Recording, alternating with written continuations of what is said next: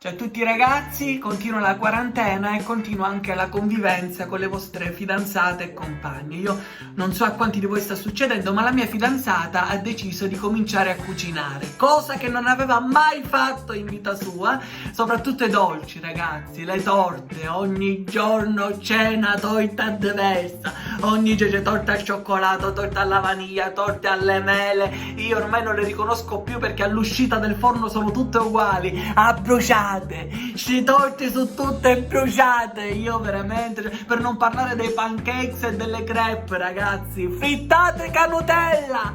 Su frittate canutella. Io, ragazzi, vi giuro che non ho più paura del coronavirus, ma ho paura delle torte della mia fidanzata. Tanto che volevo chiedervi, non è che qualcuno conosce dei rimedi per far passare sta diarrea che c'ho da 10 giorni? Ragazzi, vi prego, aiutatemi, ragazzi. Amore, senti, ho preparato il mio primo tiramisù. No, amore, non mi scusa, non tiramisù, amore. Solo che però un pochettino bruciacchiato di sopra, fa niente.